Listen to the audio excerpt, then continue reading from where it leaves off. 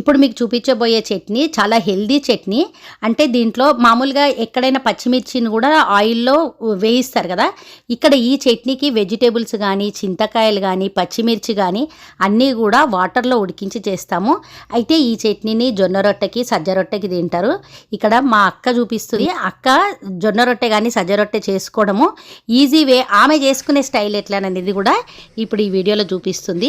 సంక్రాంతి కలగూర చట్నీ, దీంట్లో పల్లీలు, నువ్వులు, కొబ్బెర, క్యారెట్, చిక్కుడుకాయ, బఠానీలు ప్రతి ఒక్కటి హెల్దీకి సంబంధించినయే. ఇది తింటే ప్రతి ఒక్కరికి మంచిది. హెల్తీకి దోసకాయ అన్ని మంచివే.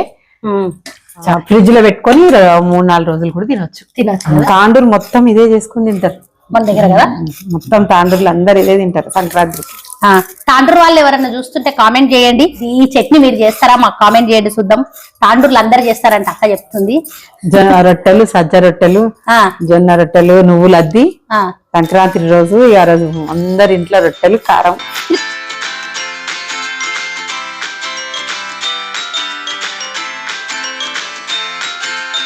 తను మా అక్క అవుతుంది, సుజాత పేరు.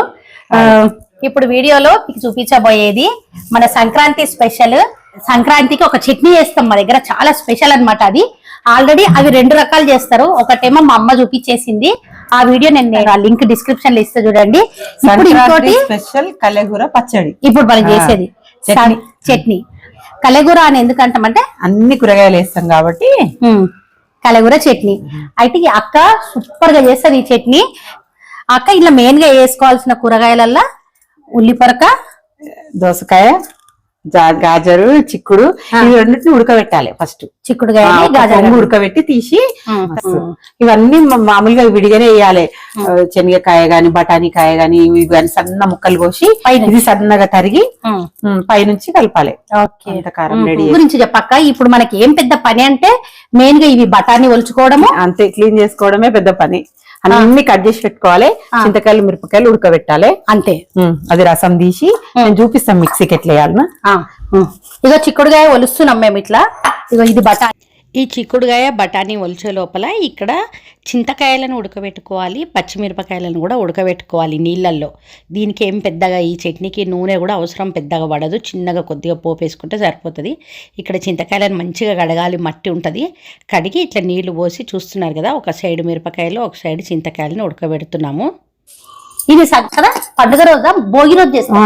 భోగి రోజు పండుగ రోజు పల్లీల పొలలు అవి చేసుకుంటారు కదా, స్వీట్. అంతకు ముందు రోజు ఇది భోగి రోజు. భోగి రోజు చేసుకుంటారు. ఇట్లా కట్ చేసుకోవాలి. గాజరగడ్డ, క్యారెట్ కూడా వేయాలంట. క్యారెట్ గాజరగడ్డకి డిఫరెన్స్ తెలుసు కదా. ఇది గాజరగడ్డ, ఇదేమో క్యారెట్. ఓకే, 2 వేయాలి. చింతకాయలు ఉడకడానికి పెద్ద టైం ఏం పట్టదు, ఒక 2 నుంచి 3 నిమిషాల్లో ఉడికిపోతాయి. తర్వాత ఇక్కడ ఈ చింతకాయలను దింపి పక్కకు పెట్టేస్తున్నాము. ఇక్కడ మిరపకాయలు ఇంకా ఒక 1 మినిట్ అట్లా ఉడకాలంటుంది అక్క. ఎందుకంటే ఇది మనం తర్వాత నూనెలో వేయించుకోవడం అట్లా ఏముండదు, జస్ట్ నీళ్ళల్లో ఉడకబెట్టినవి మనం చట్నీలో కలుపుతాం అన్నమాట. అక్కకి ఫ్యాన్సీ స్టోర్ ఉంది నాగోల్లో, హైదరాబాద్ నాగోల్లో ఫ్యాన్సీ స్టోర్ ఉంది. మీరు ఎవరన్నా కావాలంటే కూడా వాళ్ళ షాప్కి వచ్చి అన్ని కొనుక్కోవచ్చు. చాలా బాగుంటాయి ఐటమ్స్. ఇప్పుడు కొత్తగా ఏమొచ్చినాయి అక్క? ఏమున్నాయి? ఇగో ఇది సైడ్ ఏమంటారు? సైడ్ కి పెట్టేవంటారు, బుగాడి అని కూడా అంటారు. సైడ్ కి పెట్టే ఉన్నాయి అక్క అని అడుగుతారు షాప్స్ వచ్చి. బుగాడి అంటారు. ఇప్పుడు బాగా ట్రెండ్ నడుస్తుంది. బాగున్నాయి. అక్షయ్ పెళ్లిలో పెట్టుకుంటే అందరు అడిగిండ్రు. మా అక్క కొడుకు పెళ్ళైంది మొన్న, పెళ్లిలో పెట్టుకుంటే అందరు అడిగిండ్రంట. ఇవి ఎంత కూడా నాకు 20 ఆర్డర్లు ఉన్నాయి.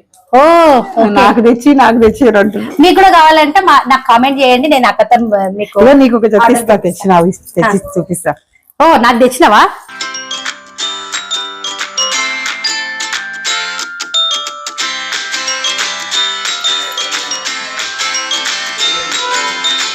అంతే, జస్ట్ ఇంకా పెట్టుకోవడం ఇట్లా పైనుంచి.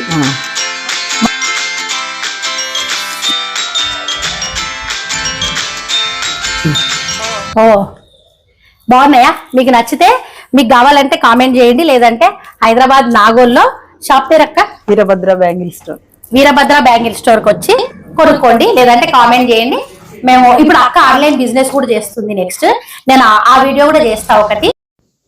గాజరగడ్డ, క్యారెట్, చిక్కుడుకాయ 3 కూడా నీళ్ళలో వేసి ఉడకబెడుతున్నాము.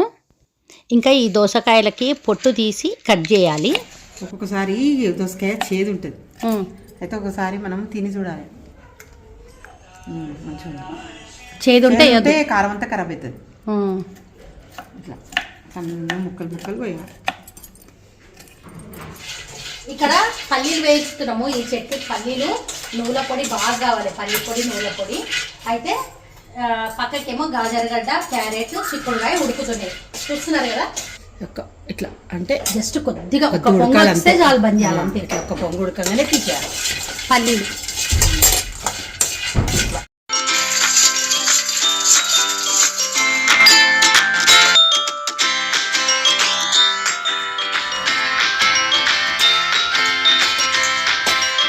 పల్లీలు వేగినాయి. ఇప్పుడు నువ్వులు వేయిస్తున్నాము, చూస్తున్నారు కదా. ఈ నువ్వులు కొంచెం సిమ్లో పెట్టుకొని మంచిగా వేయించుకోవాలి. ఇట్లా నువ్వులు వేగిన తర్వాత ఇంకా ఈ వేయించుకున్న పల్లీల్లోకి కొంచెం జీలకర్ర కూడా వేసి గ్రైండ్ చేస్తున్నాము. ఇక్కడ ఉల్లిపాయ సన్నగా కట్ చేసుకున్నది, ఇంకా దోసకాయలు సన్నగా కట్ చేసుకున్నవి, ఇంకా ఉడకబెట్టుకున్న గాజరగడ్డ, చిక్కుడుకాయ అవి రెడీగా ఉన్నాయి. అయితే ఇక్కడ చింతకాయల నుంచి రసం తీయాలన్నమాట. ఉడకబెట్టుకున్న చింతకాయలు చల్లారిన తర్వాత ఇట్లా రసం తీసి ఒక పక్క గిన్నెలో పోసి పెట్టుకోవాలి. చట్నీలో ఒకటేసారి అంతా వేసుకోము, కొంచెం పులుపుకు తగ్గట్టు మనం తీసుకున్న క్వాంటిటీకి ఎంత కావాలనో అంత చూసుకొని మళ్ళీ సరిపోతే మళ్ళీ వేసుకోవచ్చు. ఇక్కడ ఎండు కొబ్బరి తురుముకున్నదనమాట. ఇది మామూలుగా మీ దగ్గర గ్రైండ్ చేసుకున్న పొడి ఉంటే అదే వేసుకోవచ్చు. ఇక్కడ ఈ పల్లీల్లోకి ఆల్రెడీ జీలకర్ర వేసి గ్రైండ్ చేసుకున్నాం కదా, ఆ పల్లి పొడిలోకి ఇక్కడ ఈ కొబ్బరి వేసుకున్నాము. ఇంకానేమో ఈ నువ్వుల పొడి, ఈ నువ్వుల పొడితో పాటు ఇంకా మనము ఇప్పుడు ఉడకబెట్టి పెట్టుకున్నాం కదా పచ్చిమిర్చి, నీళ్ళలో ఉడకబెట్టుకున్న పచ్చిమిర్చి, ఇంకా చింతకాయ రసము, ఇంకా ఉప్పు వేసి గ్రైండ్ చేస్తున్నాము. ఇక్కడ ఎక్కువ క్వాంటిటీ చేస్తున్నాము, ఈ జార్లో సరిపోదు కాబట్టి కొద్దిగా వేసి గ్రైండ్ చేస్తున్నాము.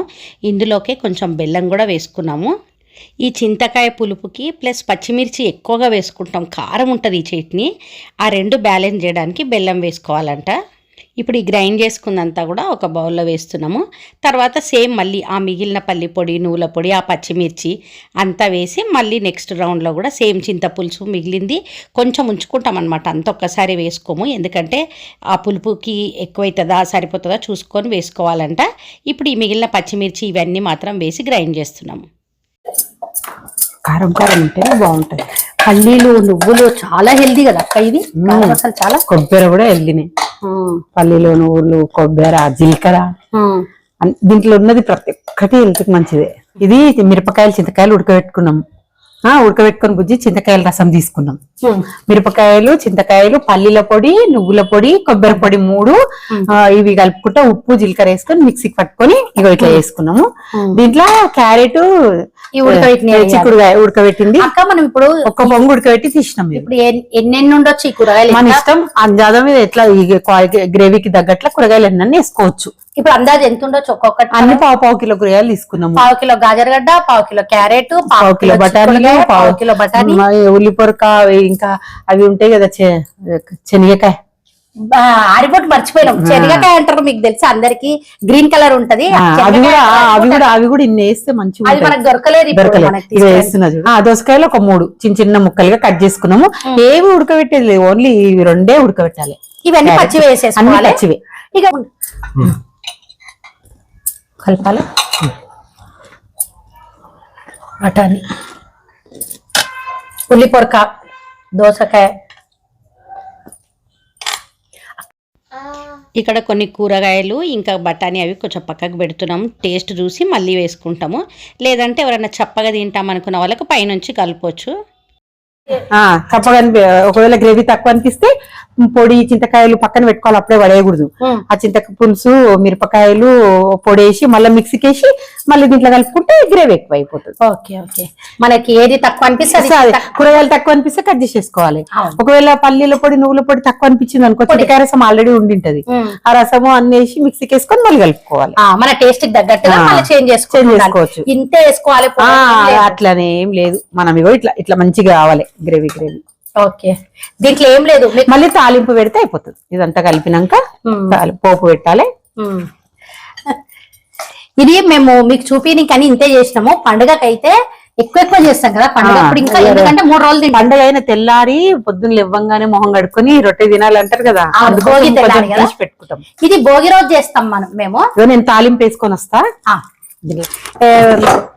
జొన్న రొట్టె సజ్జ రొట్టెకి సూపర్ ఉంటది. నువ్వులు బాగా వేసి జొన్న రొట్టెలు చేసుకుంటాము, దానికి ఈ రొట్టె సూపర్ కాంబినేషన్. ఆవాలు జీలకర్ర చూస్తున్నారు కదా, చాలా ఎక్కువ క్వాంటిటీ చట్నీ చేస్తున్నాం, కానీ పోపుకి నూనె పెద్దగా ఎక్కువ అవసరం లేదు. కొంచెం వేసుకొని ఆవాలు జీలకర్ర ఎండుమిరపకాయలు ఇంకా కరివేపాకు కొంచెం ఇంగువ వేసుకొని ఇదంతా కూడా ఇంకా మనం ఆ చట్నీలో కలిపేసుకోవాలి. పోపులో కొద్దిగా పసుపు వేసుకున్నాము, ఆ క్లిప్పు మిస్ అయింది, మీరు వేసుకోండి పసుపు. కలుపు మంచిగా కలుపు. మెంతకూర కూడా ఇష్టం ఉన్న వాళ్ళు మెంతకూర కూడా వేసుకోవచ్చు. కొత్తిమీర కరివేపాకు మస్తు వేసుకున్నా కూడా ఏం కాదు. ఎంతో హెల్దీ అయిన సంక్రాంతి కలగూర చట్నీ రెడీ చేయండి మీరు కూడా.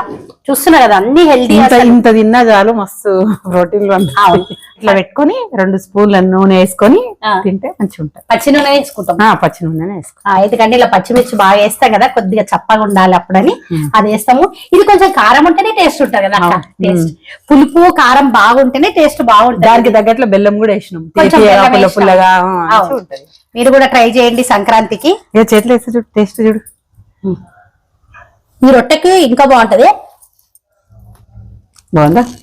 అన్ని సరిపోయినాయా? పులుపు ఉప్పు బాగుందా? అన్ని బాగున్నాయి. రొట్టెకి ఇంకా బాగుంటుంది. సంక్రాంతి కలగూర చట్నీ రెడీ అయిపోయింది, మీరు కూడా ట్రై చేసుకోండి. అందరూ చేసుకొని తిని ఆయుర ఆరోగ్యాలతో ఉండండి. అందరికీ వేసుకొని చూడండి టేస్ట్ ఎంత బాగుంటుందో, మళ్ళీ వదలరు. ప్రతి సంక్రాంతికి చేసుకుంటారు. ప్రతి సంక్రాంతికి మా వీడియో చూసి చూడండి. అంతేనా? అయితే సంక్రాంతి శుభాకాంక్షలు అందరికి. సంక్రాంతి శుభాకాంక్షలు అందరికి.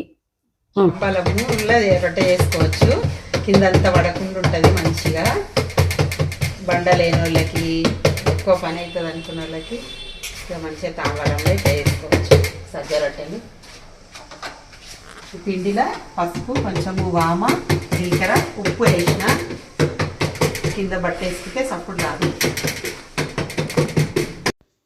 ఈ ఐడియా ఏదో బాగుంది. అంటే పొడిపిండి మామూలుగా కట్ట మీద అంతా పడుతుంది అంటారు కదా చాలామంది. జొన్న రొట్టె చేయాలంటే ఇది పెద్ద పని, మళ్ళీ ఆ కట్ట అంతా కడగాలంటారు. అట్లా లేకుండా ఇట్లా తాంబలంలో చేసుకుంటే దాంట్లోనే పడుతుంది పొడిపిండి అంతా. బాగుంది ఐడియా. అయిందా? అందరికి హాయ్. తమిళలో చూసిరు కదా అక్క.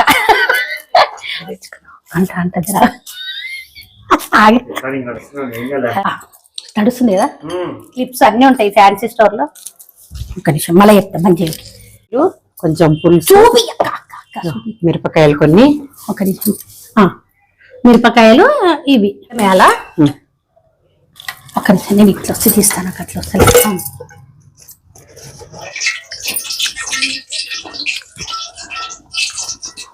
సాగని కూడా ఉప్పు ఎలా తక్కువైతే వేసుకోవచ్చు కానీ ఎక్కువైతేనే కష్టం. చేసుకోండి. ఇది మా అత్తమ్మ వాళ్ళ ఇంట్లో మా అత్తమ్మ నేర్పించింది. అప్పటి నుంచి ప్రతి సంక్రాంతికి ఇదే చేసుకొని తింటాం, చాలా బాగుంటది. జొన్న రొట్టెలకి పల్లి పొడి మంచి కాంబినేషను. ఆ పల్లి పొడి రోట్లో దంచిన టేస్ట్ రావాలంటే అది ఎట్లా చేసుకోవాలనేది అక్క వీడియో చూపించింది. ఆ వీడియో కోసము ఇంకా జొన్న రొట్టెలు కూడా మనం ఈజీగా చపాతీ కోళ్ళతో చేసుకోవడానికి ఈజీ టెక్నిక్ అనేటివి ఉన్నాయి. ఆ వీడియోస్ చూడాలనుకుంటే ఆ వీడియోస్ లింక్ ఇక్కడ ఇస్తున్నాను.